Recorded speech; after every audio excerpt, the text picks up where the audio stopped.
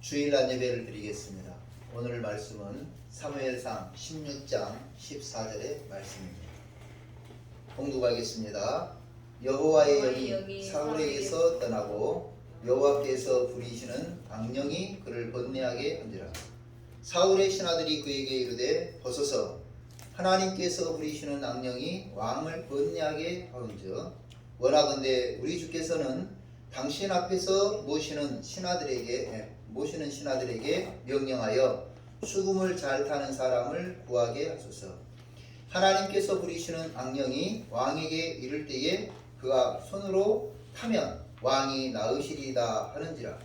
사울이 신하에게 이르되 나를 위하여 잘 타는 사람을 구하여 내게로 데려오라 하니 소년 중 한 사람이 대답하여 이르되 내가 베들레헴 사람 이새의 아들을 본즉 수금을 탈 줄 알고 용기와 무용과 구변이 있는 준수한 자라. 여호와께서 그와 함께 계시더이다 하더라. 사울이 이에 전령들을 이새에게 보내어 이르되 양치는 내 아들 다윗을 내게로 보내라 하네. 이새가 떡과 한 가죽 부대의 포도주와 염소 새끼를 나귀에 실리고 그의 아들 다윗을 시켜 사울에게 보내니 다윗이 사울에게 이르러 그 앞에 모셔 섬에 사울이 그를 크게 사랑하여 자기의 무기를 드는 자로 삼고 또 사울이 이새에게 사람을 보내어 이르되 원하건대 다윗을 내 앞에 모셔 서게 하라. 그가 내게 은총을 얻었느니라 하니라. 하나님께서 부리시는 악령이 사울에게 이를 때에 다윗이 수금을 들고 와서 손으로 탄즉 사울이 상쾌하게 났고 악령이 그에게서 떠나더라. 아멘.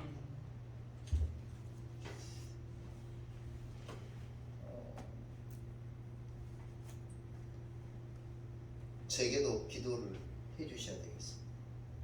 제가 코로나를 앓고 난 뒤로 이 병원을 좀 가보려고. 글씨가 이쪽은 보이고 이쪽은 안 보이고 그러니까 자꾸 읽는 것이 틀리는 이유가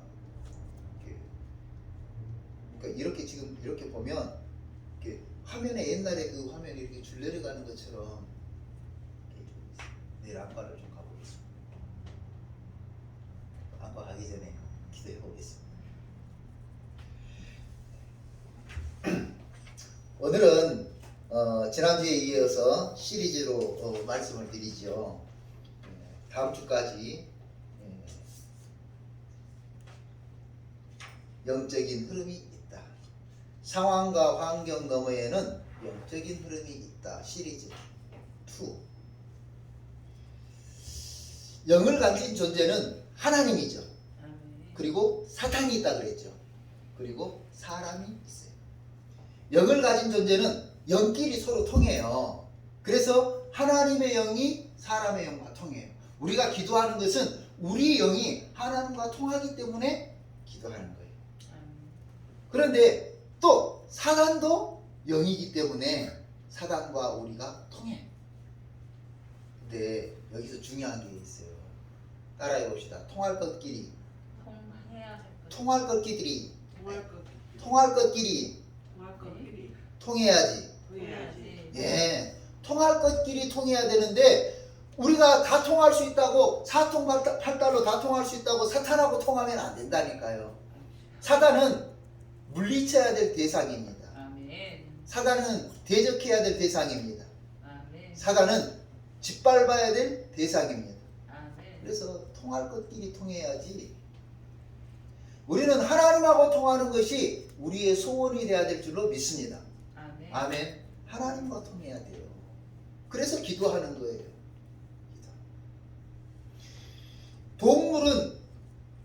동물은 영이 있을까요? 없을까요? 네, 맞습니다. 없습니다. 만약에 동물도 영이 있다면 오늘 우리 윤석열 대통령 강아지 2마리가 마리하고 써니예요. 마리하고 써니를 데려다 놓고 마리야, 니도 예수 믿어야 돼. 써니야, 니도 예수 믿어야 돼. 복음을 전해야 돼. 뱀도 영혼이 있다면 그 뱀을 스물거리는 뱀을 갖다 놓고 야, 니도 예수 믿어야 돼. 코끼리도 여기 못 들어오려니까 내가 밑에까지 내려가서 설교를 해줘야 돼. 야, 김코끼리야, 이 코끼리야, 너도 이렇게 돼야 돼.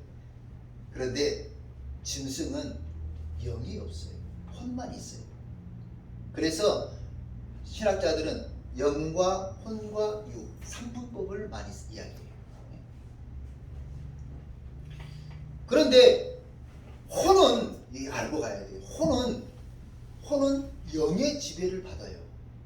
그러나 혼은 영의 지배를 받아요. 그런데 혼은 영을 조종하지는 못해요. 영향은 미치지만 지배하지는 못해요. 그러니까 개가 지 아무리 날뛰어도 사람을 이기지는 못해요. 이해하세요? 개가 아무리 날뛰어도 사람을 죽이기는 하지만 사람을 지배하지는 못해요. 그런데 영향은 미쳐. 영향은.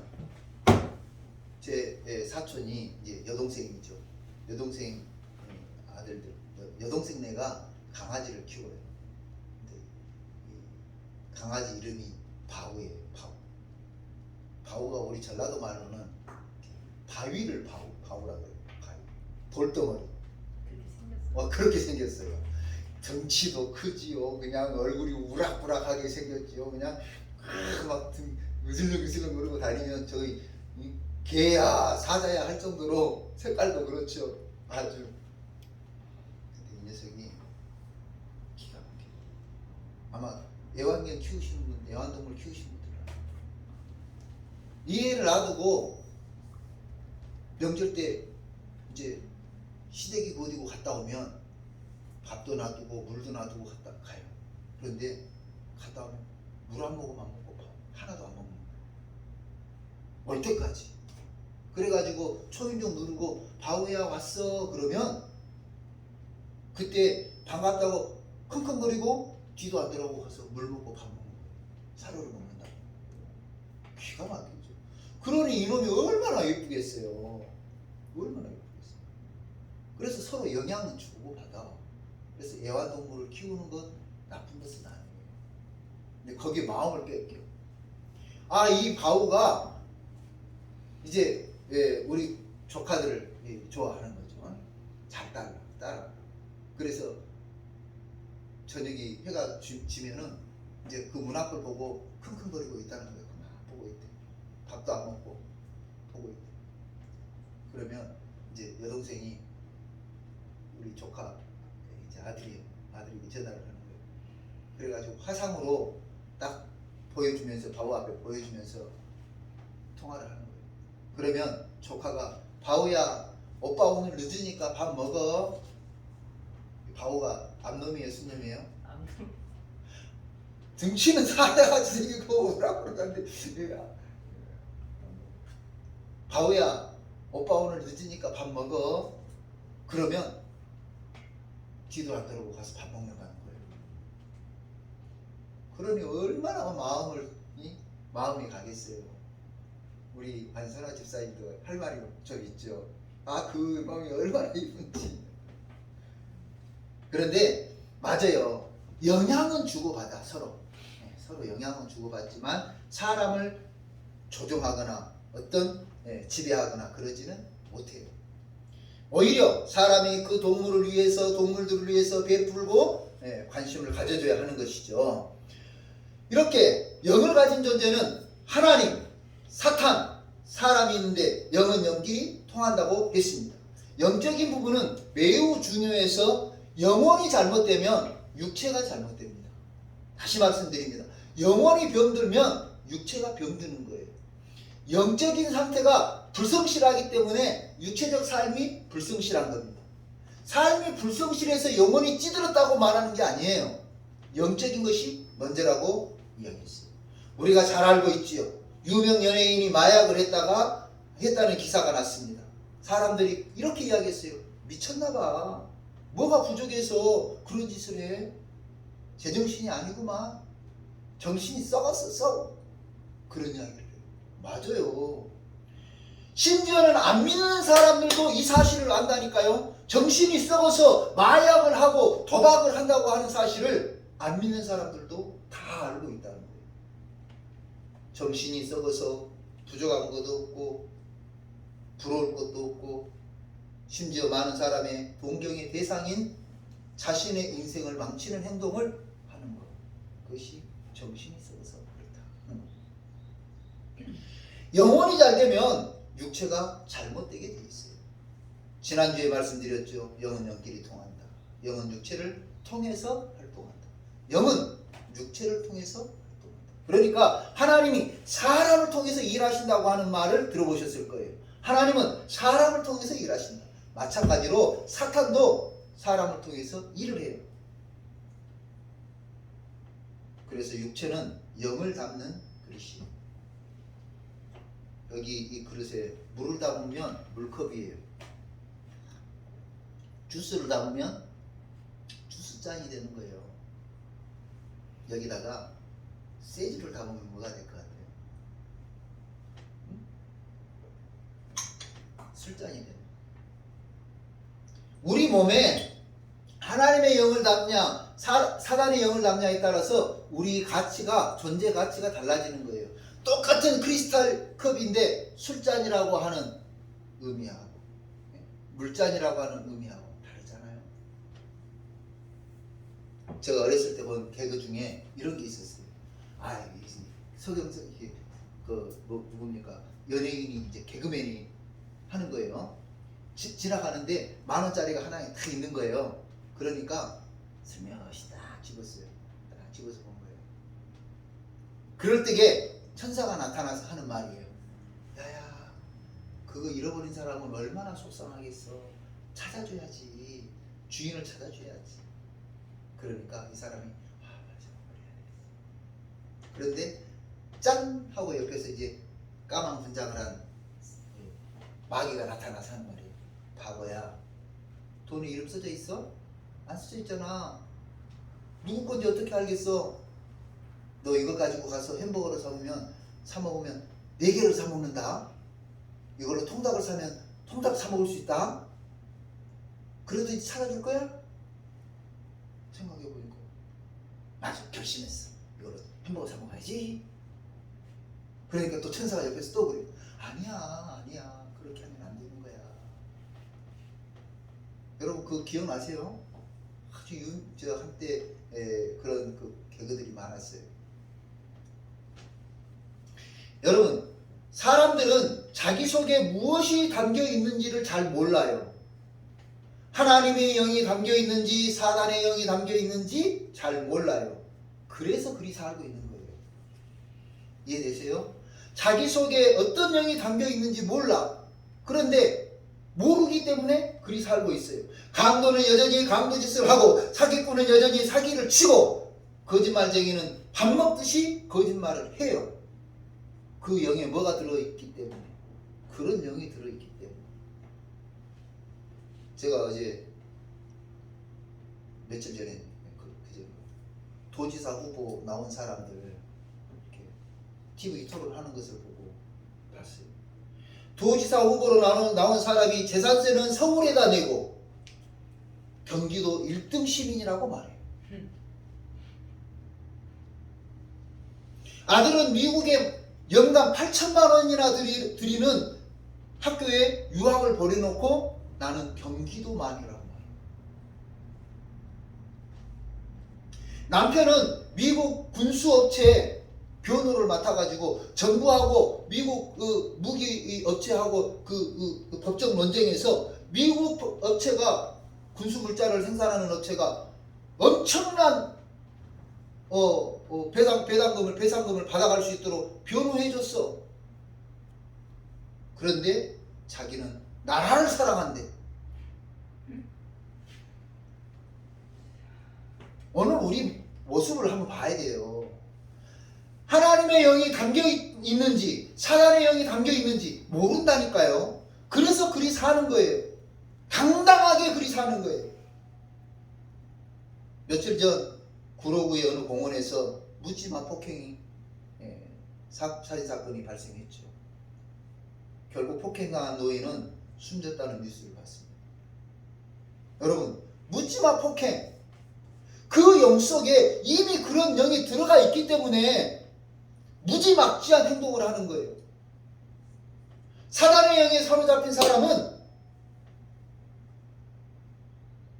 걸음망이 없어요. 커피를 본드 요즘 아이들이 권해줘서 이제 그 커피를 내려먹는 커피를 이렇게 해먹다 보니까요. 거기에 꼭 찌꺼기가 걸려요. 그죠? 여러분 아마 정수기 사용하시는 분들은 그 정수기 필터에 다 안 좋은 것들 이물질이 걸리잖아요. 이렇게 사단의 영에 사로잡혀 있으면서 걸음망이 없이 걸러지지 않고 무차별적으로 행동이 나오다 보니까 사기도 치고 간거짓도 하고 거짓말도 밥 먹듯이 하고 묻지마 폭행도 하고. 창세기에요. 가인과 아벨이 등장합니다. 가인은 농사하는 자였고 아벨은 양을 치는 자였다 그랬어요. 창세기 4장에 보니까 가인은 농사한 것으로 제사를 드리고 아벨은 양의 첫 새끼를 제사를 드렸다 그랬어요. 이렇게 두 사람이 각각 자기의 제사를 드렸는데요. 하나님께서 가인의 제사는 받지 않고, 중요한 대목입니다. 하나님께서 가인의 제사는 받지 않고 아벨과 그 제사는 받으셨다. 아벨과 그 제사. 무슨 말이냐면 성경 신학자들은 아벨의 평소 생활을 말하고 있어요. 아벨의 평소 생활 중에 가인은 쓸 것 쓰고 먹을 것 먹고 할 것 다 하고 나머지로 제사를 드렸다는 거예요. 이것이 가인의 영적 상태예요. 아벨은 우선적으로 먼저 첫 새끼를 하나님께 드렸다. 우선적으로 먼저. 이것이 아벨의 영적 상태라는 거죠. 동생 아벨의 제사는 받아주고 본인의 제사는 받아주지 않는 하나님께 씩씩거리면서 화가 났어요. 그래서 하나님의 사랑을 받고 있는 동생을 미워하게 되죠.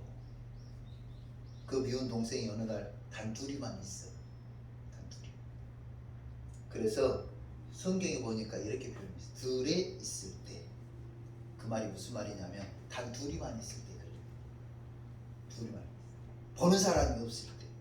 그때 동생을 돌로 쳐 죽입니다. 그리고 땅에 묻어버렸어요. 하나님께서 가인에게 물어보죠. 가인아, 아벨이 어딨냐? 이 씩씩거리고 울퉁불퉁한 성격의 가인이 뭐라고 그래요? 하나님, 내가 동생을 지키는 자입니까? 이 뻔뻔함을 좀 보셔야 돼. 본인이 돌로 쳐 죽여놓고 묻어버리고 뭐라고요? 내가 동생을 지키는 자입니까?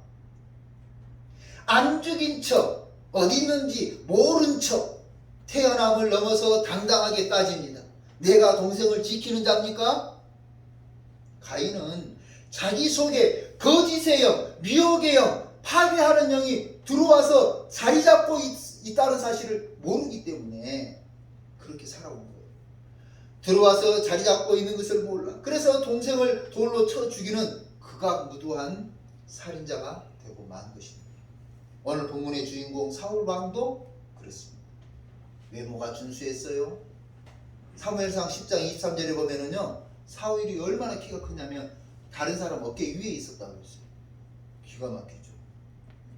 내가 우리 아들들 큰 애들 보면 딱 마주치면 다리를 접어. 내가 우르르 보여야 돼. 나는 70, 얘는 86, 80대가 돼. 그러니까 내가 아들을 우르르 보기. 그래서 무릎을 접어라. 그래, 무릎을 접으면 딱 제 눈 사이즈 밑으로 내려옵니다. 사울은요, 키가 크고 용모가 아주 수리하고 준수했다 그랬어요. 이스라엘의 초대왕으로 하나님께 임명받은 사람이에요. 이스라엘의 초대왕. 멋진 거 아니에요? 사무엘 선지자의 조언을 받으며 전쟁에 승리하고 백성들에게는 칭찬과 존경을 받는 왕이었습니다. 골리앗을 앞세워 블레셋 군대가 침공해 왔을 때에 나라가 어려울 때 나라를 지키기 위해 소년 다윗을 등용한 사람이에요. 여러분, 우리는 그냥 다윗이 가서 물맷돌로 골리앗을 넘어뜨렸다고만 생각하지만 반대편에서는 사울 왕이 인정해줬어요. 네 가서 한번 해봐. 여러분, 본인이 아무리 길고 뛰고 날아도요, 대통령 윤석열이 대통령이가 임명해주지 않으면 그거예요. 그 후보자들 나온 거 보세요. 별 볼일도 없고 진짜 아우 그냥 아우 소리가 나오는데도 불구하고 대통령이 지명해주니까 뭐 무슨 후보, 장관 후보, 총리 후보 다 되는 거 아니에요? 이렇게 사울은 나라와 민족을 사랑하는 사람이었어요. 그런 사람이 오늘 본문에 이렇게 표현했어요. 사울에게 악신이 임했다. 충격이죠? 14절입니다. 14절 읽어보겠습니다. 시작. 여호와의 영이 사울에게서 떠났고. 예, 맞아요. 여호와의 신이 사울에게서. 그러면 질문을 해봐야 되겠죠. 왜 하나님은 사울에게서 떠났을까? 하나님은 왜 사울에게서 떠났을까? 이렇게 나라를 사랑하고 민족을 사랑하고 하나님의 사랑을 받았을 뿐만 아니라 또 백성들의 칭찬을 받은 그 사울 왕을 왜 떠났을까? 13장 7절을 보니까요, 이렇게 표현되어 있어요. 사울은 그대로 길갈에 남아 있었고 그를 따르는 군인들은 모두 떨고 있었다. 8절, 사울은 사무엘이 말하는 대로 이래 동안 사무엘을 기다렸다. 그러니까 사무엘 선지자가 이렇게 말했어요. 조금만 기다려라. 내가 7일 후에 갈 테니까 기다리라고 그랬어요. 근데 그 7일을 기다리지 못하고 백성들에게 이야기를 해요. 9절 말씀. 사울은 사람들을 시켜 번제물과 화목제물을 가지고 오라고 자신이 직접 번제를 드려버려요. 10절. 사울이 막 번제를 드리고 나자 사무엘이 도착했어요. 사울이 나가서 사무엘을 맞아들이며 인사를 드려요. 무슨 말이냐면 이 13장 사무엘상 13장은 사울이 하나님의 말씀을 의지하지 못하고 하나님이 기다리라고 한 사람을 한 7일 동안 기다리지 못한 거예요. 기다리지 못하고 제사를 드려버리죠. 그런데 제사가 끝나자마자 사무엘 선지자가 들어오는 거예요. 도착했다는 말이에요. 하나님의 시간을 기다리지 못하게 하는 조급함. 누가 심어주는 걸까요? 하나님의 시간을 기다리지 못하도록 죽을지도 모른다는 불안감을 심어주는 것. 누가 하는 걸까요? 하나님의 시간을 기다리지 못하고 백성들로부터 외면당할 거야 초조하게 만드는 것. 누가 심어주는 걸까요? 바로 사단이 심어주는 겁니다. 사단은 사람의 마음속에 믿음, 신뢰, 행복, 기쁨, 평안을 파괴해버리고 근심, 걱정, 불안, 초조, 조급함을 심어줍니다. 그래서 16장에 보면 하나님이 사울에게서 떠났다고 표현하고 있어요. 사단에게 조종받아서 불안해하고 조급해하고 초조해하는 사울에게서 떠났다. 13장에서 사울이 마음을 지키지 못하고 사단의 영에 사로잡혀 불순종한 결과 하나님의 영이 사울에게서 떠나버렸습니다. 하나님이 영이 없는 사울은 악령이 지배하게 되고 악령이 사울을 번뇌하게 만들었다는 말씀이 오늘 14절의 말씀이에요. 여기서 번뇌하다라는 단어가 바트. 여러분, 그 식당에 쓰는 바트 아세요? 바트. 식당에서 쓰는 큰 그릇을 바트라고 그래요. 네, 그걸 바트라고 해요. 바트가 바로 그 원이 그거예요. 이거예요. 갇힌다, 잠긴다, 어디 안에 묶인다. 자, 활동성이 있는 것이 우리 안에 갇히면 어떻게 되겠어요? 맞아요. 두려움을 느껴요. 두려움. 그래서 바트의 원어가 어디 안에 갇혀서 두려워한다, 무서워한다, 그런 뜻이에요. 불안에 사로잡혀서 두려워해요. 초조함에 사로잡혀서 두려워해요. 조급함에 사로잡혀서 무서워해요. 불안해하고 초조해하고 걱정하고 전전긍긍하는 모습이 다른 사람들 모습에 보일 정도로 그렇게 됐다는 것이 오늘 본문의 말씀입니다. 본문 15절에 신하들이 그에게 이르되 벗어서 왕께서 부리시는 악령이 왕을 번뇌하게 하였나이다. 왕이 부리는 악령이 왕을 번뇌하게 했다. 악령이 번뇌하게 하고 있는데 악령에 사로잡혀 있는 사울 왕은 그 사실을 몰라. 누구는 알아요? 신하들이 안다니까요. 불안해하고 초조해하고 걱정하고 전전긍긍하면서도 본인만 악령 때문이라는 사실을 모르고 있는 거예요. 사울은 천천히요 다윗은 만만이라. 이런 말에 현실에 현상 때문에 번뇌에 사로잡혀 죽을 지경이라고만 생각하지, 현상에 사로잡혀서 내가 지금 죽을 지경이라고만 생각하지, 그 마음에 사탄의 영이 들어와서 기쁨도 없고 감사도 없고 행복도 없고 즐거움도 없고 사랑스러운 것도 없고 근심, 걱정, 불안, 초조, 조급함에 시달리고 있다는 사실을 모르는 거예요. 여러분, 사람들은 다 할 말이 있어요. 저기 북망상천에 있는 무덤도 그렇다고 그러잖아요. 이유 없이 죽은 무덤이 하나도 없대요. 상황이 그래서, 현실이 그래서, 상황이 그래서 다 이해되는 말이지요. 다 이해되는 말이에요. 그러나 성도들이 분명히 알고 믿어야 합니다.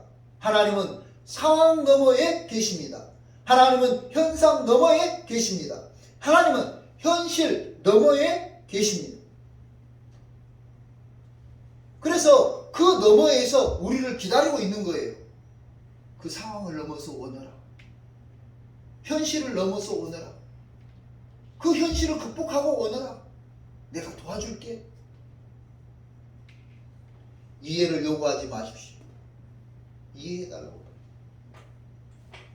제가 만든 명언인데 내가 유명해지면 써먹을 거예요. 적어놓으셔. 이해를 강요하지 말아라. 이해를 강요하지. 제가 전도하고 있는 식당에 그분 아마 언젠가 이야기 한번 한 적이 있어요. 맞아요. 얼마나 장사가 안 되겠어요. 코로나 시대에 얼마나 장사가 안 되겠어요. 월세 내기도 힘들고, 그죠? 그래서 만날 때마다 하는 말이, 아이고 힘들어 죽겠어요. 아이고 장사가 안 돼 죽겠어요. 아이고 아파서 죽겠어요. 아이고 죽겠대 맨날. 그래서 내가 어느 날 그날도 만났더니 그냥 또 죽겠대. 남편이 말을 안 듣고 자식은 말을 안 듣고 속상해 죽겠대. 그래서 제가 죽어. 누가 죽지 말라고 말려? 죽어버려. 나만 만나면 죽겠다고 말하는 이유가 뭐야? 나더러 죽여달라는 거야? 알아서 그냥 본인이 죽어. 죽을 용기가 없으면 살아봐. 그랬더니 그분이 그 뒤로는 죽겠다는 말을 안 해. 이해를 강요하지 마. 주경선이가 뭐라고 내가 이해해주면 뭐 할 거야? 내가 이해해주면 장사가 잘 되나? 목사님 힘들어 죽겠어요. 남편이 속을 썩여요. 내가 이해해주면 남편이 속 안 썩이나? 목사님 새끼들 말하는 거냐? 속상해. 자식들 때문에 속상해 죽겠어요. 주경선이가 이해해주면 자식들이 속 안 썩이나? 목사님 장사가 안 돼서 죽겠어요. 세도 못 내겠어요. 주경선이가 이해해주면 장사가 잘 되고 그렇게 되냐고. 이해를 강요하지 말아라. 이해를 해준다고 문제가 해결되는 건 아니에요. 이해해준다고 사람들이 이해해준다고 상황이 바뀌는 건 아니에요. 사람들이 나를 이해한다고 해서 현실이 좋아지지 않아요. 오히려 이해하고 도와준다고 해도 그거 말고 여러분 우리가 그리스도인이잖아요. 그것 말고 하나님을 의지하자고요. 하나님에게 매달리자고요. 하나님에게 호소하자고요.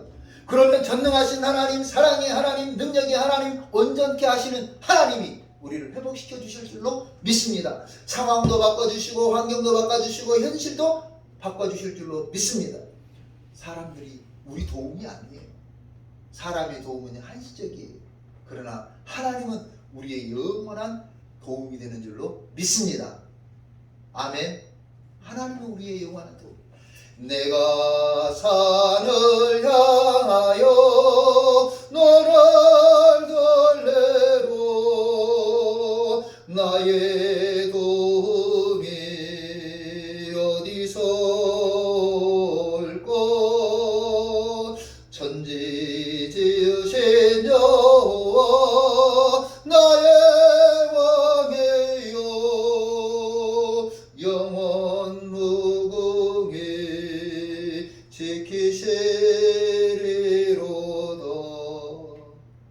시편 기자는 하나님이 나의 도움이다, 하나님이 나의 능력이다, 하나님이 나의 소망이다 고백하면서 하나님이 나를 영원 무궁으로 지켜주신다고 고백했습니다. 그래서 우리가 하나님을 의지해야 돼요. 그리고 또 한 가지는 우리가 잘못 알고 있는 게 있어요. 오늘 본문에요, 신하들도 악신에 사로잡혀 범민하는 사울을 보게 돼요. 신하들의 모습을 봐야 돼요. 악신에 사로잡혀서 신하들이 그 왕이 고생하는 것을 보면서 18절입니다. 소년 중 한 사람이 나서서 대답해요. 이르되 내가 베들레헴 사람 이새의 아들을 본즉 수금을 탈 줄 알고 용기와 무용과 구변이 있는 준수한 자라. 여호와께서 그와 함께 계시더이다. 다윗을 천거했어요. 왕에게. 하나님이 함께 계신 다윗이 충수를 연주하게 되면 왕이 치료받을 것이라고 하는 처방을 내렸어요. 하나님의 사람, 하나님의 방법을 소개하고 제시할 줄 알아야 된다는 거예요. 우리 와서 힘들다 그러면 위로를 해주잖아요. 야, 니 얼마나 힘들겠냐, 고생 많다. 백날 천날 필요 없는 말이에요. 그래? 하나님께 기도하자. 그래? 그렇게 힘들었어? 하나님 앞에 기도해봐.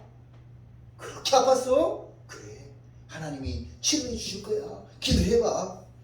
하나님을 소개하고 하나님의 방법을 제시하고 하나님의 사람을 소개해 줄 줄 아는 그런 사람들이 돼야 돼요.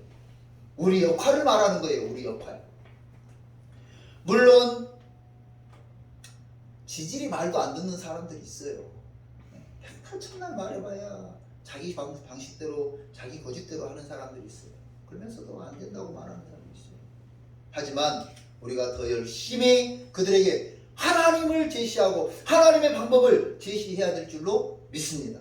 절망, 고통, 좌절, 실패, 시리에 빠진 사람들에게 우리의 역할이 뭡니까? 우리의 역할이 근심, 걱정, 불안, 초조, 조급함, 전전긍긍하고 있는 사람들에게, 사로잡혀 있는 사람들에게 우리의 역할이 뭡니까? 우리 역할은 하나님을 믿으라. 아멘. 하나님을 믿으라. 사도행전에 주 예수를 믿으라. 그리하면 너와 내 집이 구원을 받으리라. 제가 논문을 쓰려고 정리한 건데요. 구원은 세 가지 측면이 있어요. 세 가지 측면. 하나는 영적인 구원. 예수 믿고 죽으면 천국 갑니다. 두 번째로는 육체적, 상황적, 환경적 구원이 있어요. 육체적 구원이 있어요. 여러분, 육체적 구원. 질병에 빠졌던 사람들이 질병에서 노인받는 거, 암에 걸린 사람들이 치료받는 거, 하나님께서 치료해 주시는 거예요. 구원이 올 필요해요. 38년 된 중풍병자가 치료받았죠. 12년 혈류병 앓은 여인이 치료받았죠. 신장이 망가져가지고 투석하던 사람이 치료받죠. 하나님께서 고쳐주세요. 세 번째로는 환경적 구원이 있어요. 상황적, 환경적 구원이 있어요. 이스라엘 백성들이 말이 좋아서 종살이지만 봐보세요. 430년간 종살이 하다가요, 그들이 하나님께서 구원해 주셔서 가나안 땅에 가서는 뭐가 됩니까? 지주가 됐습니다. 지주. 종살이는, 종은 자기 것이 없잖아요. 자기 생명도 자기 것 아니에요. 그런데 하나님께서 구원해 주셔서 가나안에 들어가서는 땅도 소유하는 농토도 소유하는 지주가 되죠. 그래서 우리 역할은 하나님을 소개하는 거예요. 하나님. 여러분, 오늘 삶의 변화가 없고 답답한 인생을 사는 사람들에게 예수 한번 믿어봐. 하나님의 길이야. 고통과 근심과 걱정 속에 사로잡혀 있는 사람들에게 예수 한번 믿어봐. 하나님이 도와주시고. 오늘 아파서 전전긍긍하고 있어. 병원에 가도 치료가 안 돼. 신경안정제 먹고 있는 사람들에게 기도하세요. 하나님이 치료해 주실 거예요. 우리 밤 기도할 때에 코로나 오기 전에 기도하러 오신 분, 불면증 환자들이 와가지고 앉아서 하루 기도하고 갔는데 불면증 치료됐다고 그러잖아요. 한두 명이 아니야. 불면증은 하나님께서 그렇게 하신다니까요. 오늘 우리의 역할은 이 신하들처럼 하나님을 제시하는 거예요. 능력의 하나님, 사랑의 하나님, 나를 도와주시는 하나님, 나의 힘이 되시는 하나님, 나의 능력이 되시는 하나님을 소개하는 것이, 제시하는 것이 우리의 역할인 줄로 믿습니다. 상황과 환경과 현실 속에 영적인 흐름이 있습니다. 그것을 바라보고 하나님께서 치유해 주시길, 하나님께서 해결해 주시길, 하나님께서 만져주시기를 기도하는 저와 여러분이 되시기를 주님 이름으로 축원합니다. 고마우신 하나님 아버지 감사합니다. 상황과 환경과 현실 속에 영적인 흐름이 있다는 사실을 알게 하시고 그 너머에 계시는 하나님이 우리를 도와주시고 우리에게 힘을 주시고 우리의 능력이 되신다는 사실을 선포하는 우리 능동교회 성도들이 되게 하여 주시옵소서. 이해를 강요하며 나를 측은히 여겨달라고 요청하기보다 오히려 힘이 되시고 능력이 되시는 하나님 앞에 기도하는 우리 성도들이 되게 하여 주옵소서. 걸어가신 하나님 아버지, 하나님의 능력을 믿는 우리 성도들이 되게 하여 주옵소서. 38년 된 중병자에게 내 자리를 들고 걸어가라고 말할 때 우리 상황, 우리 현실을 말한다면 38년의 물리치료가 필요하지만 하나님의 능력은 그 38년을 뛰어넘는 줄로 믿습니다. 즉시 그 시간에 자리를 들고 걸어가는 놀라운 충격적인 사건이 일어날 줄로 믿습니다. 오늘 우리에게 하나님이 함께 하셔서 기적을 경험하게 하시고 살아계신 하나님의 능력을 경험하게 하실 줄로 믿습니다.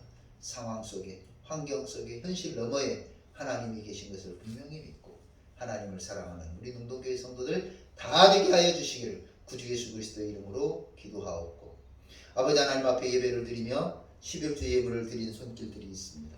하나님의 것을 하나님의 것으로 알고 구별하여 드리는 성도 아버지의 귀한 손길들을 축복하시며 기억하여 주옵소서. 감사의 제목을 따라서 감사 예물을 드린 손길이 있습니다. 아버지 하나님께서 귀한 감사를 기쁘게 받아주시고 그 감사가 더욱더 아름다운 꽃을 피우고 열매를 맺을 수 있도록 축복하여 주옵소서. 아버지 하나님 연초에 하나님 앞에 결심하고 신앙을 고백하듯 작정한 주정 예물을 드린 손길이 있습니다. 귀한 예물 받으시고 금양하여 주옵소서. 아버지 하나님 앞에 먼 길 마다하지 않고 예배드리러 오는 성도들도 있습니다. 아버지께서 사랑해 주시고 아버지 하나님 그 마음을 기쁘게 받아 주옵소서.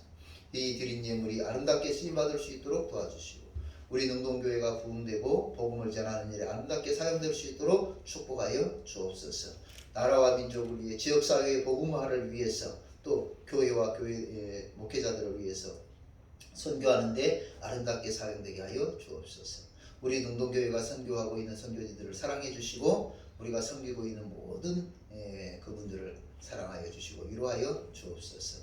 감사드리고 이제는 우리 구주 예수 그리스도의 은혜와 하나님 아버지의 무한하신 사랑과 성령의 위로하시고 교통하시고 충만하시니 항상 하나님을 바라보며 영적인 분간력을 가지고 분별력을 가지고 하나님 앞에 믿음으로 은혜로 살기를 소망하고 소원하는 우리 능동교회 성도들 머리 위에 그 가정 위에 생업 위에 이제로부터 영원토록 함께 계시기를 축원하옵나이다. 아멘.